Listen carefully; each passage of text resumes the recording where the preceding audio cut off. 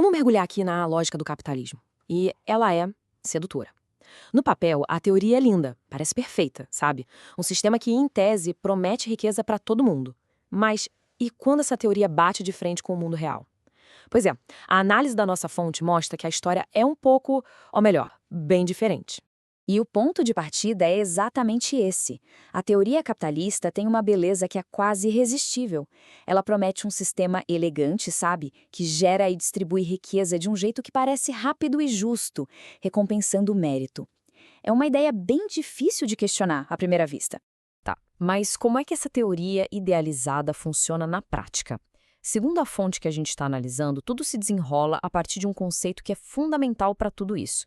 E esse conceito é a utilidade marginal. Explicando de um jeito simples, é o valor que a gente dá para mais uma unidade de alguma coisa. Quanto mais se deseja essa unidade extra, mais se está disposto a pagar por ela. E é essa dinâmica que, em teoria, define os preços no mercado. A partir daí, a teoria se desenrola de uma forma que parece brilhante. Funciona assim, ó. As empresas, claro, querem lucro. Então, para isso, elas focam em criar produtos úteis. O sucesso de uma delas atrai o quê? Concorrência. Essa competição toda força um aumento na demanda por matéria-prima e por mão de obra, fazendo a riqueza gotejar lá de cima para a base. É a famosa teoria do trickle-down, né? Uma máquina que parece perfeita para criar prosperidade, pelo menos no papel. Só que, se a teoria é tão elegante assim, por que a realidade parece tão diferente? Exatamente aqui que a análise da nossa fonte começa a desmontar essa narrativa que parecia, bom, perfeita. E essa é a pergunta de $1 milhão, né? Se o mecanismo é tão eficiente para gerar e distribuir riqueza, por que a gente ainda vê tanta desigualdade por aí? Quem defende a teoria vai dizer que o problema é que o mercado não é livre o suficiente. Mas a nossa fonte sugere que tem algo a mais nessa história.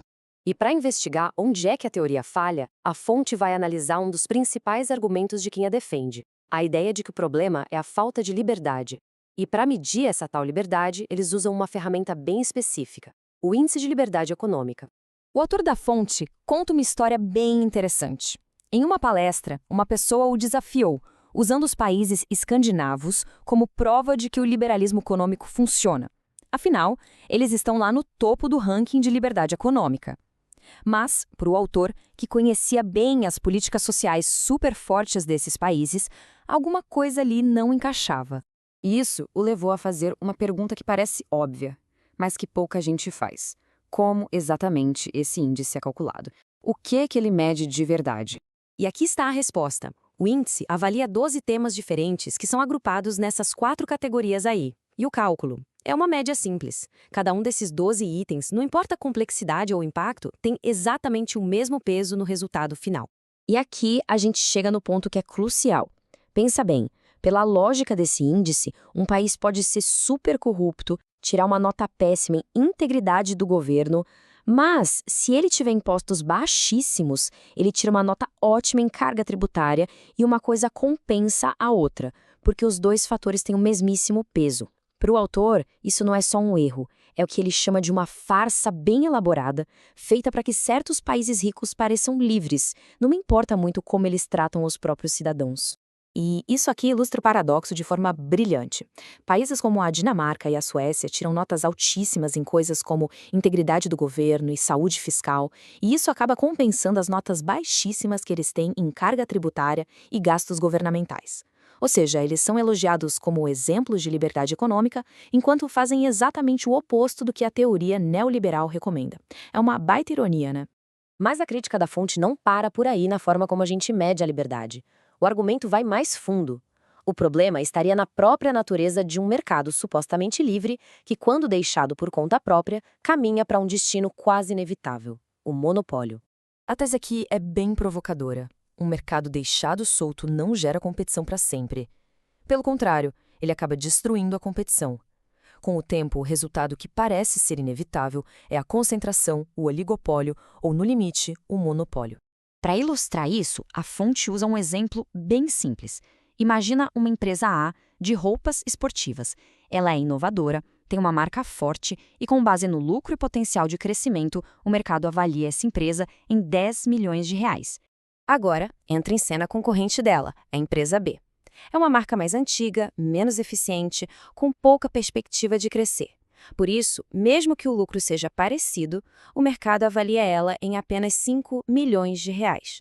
E agora vem a mágica do mercado financeiro. A empresa A compra a empresa B.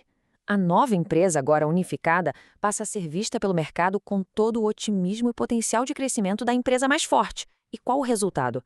A avaliação da empresa combinada salta para 20 milhões de reais. Olha só, separadas, elas valiam 15 milhões. Juntas, 20. 5 milhões foram criados do nada, sem produzir um único tênis a mais. Para os donos, parece um negócio da China, mas a fonte aponta as consequências disso para o resto da sociedade. Com um concorrente a menos no mercado, os funcionários têm menos opções de onde trabalhar, os consumidores perdem poder de barganha. E para uma nova empresa tentar entrar nesse mercado, bom, a barreira ficou muito, mas muito maior. E essa concentração de poder econômico todo leva a uma consequência que é ainda mais grave e que é o verdadeiro ponto final do argumento do autor. Porque o pior problema, segundo a análise, não é que alguns tenham iates e outros não. O pior problema é que a riqueza, quando fica excessivamente concentrada, se transforma em poder político. E esse poder, claro, é usado para manipular o Estado, para que ele crie regras que protejam quem já está no topo e impeçam que a competição de verdade aconteça. A fonte dá um exemplo concreto e muito forte aqui do Brasil. De acordo com o Censo Agropecuário, só 1% das propriedades rurais são latifúndios, com mais de 1.000 hectares.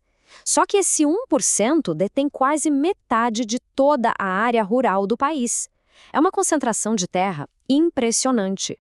Agora, olha só como essa concentração econômica se traduz em poder político. Se fosse proporcional, os donos desses latifúndios deveriam ter, no máximo, um representante no Congresso. Mas a realidade, a chamada bancada do agronegócio, que representa esses interesses, tem mais de 200 deputados. E o resultado disso é bem previsível. Esse poder desproporcional é usado para aprovar leis, subsídios, incentivos, tudo para beneficiar os grandes produtores em detrimento dos pequenos, destruindo, na prática, qualquer chance de uma competição justa. O livre mercado acaba sendo sufocado pelo poder daqueles que mais se beneficiaram dele. E, no fim das contas, a gente fica com uma pergunta que meio que amarra toda essa análise, né? Se a própria dinâmica natural de um mercado, sem amarras, leva à concentração de riqueza, e se essa riqueza, quando fica muito concentrada, acaba capturando o poder político justamente para eliminar a concorrência, então fica a questão. Será que o ideal de um mercado que é verdadeiramente livre é sequer possível de existir na prática?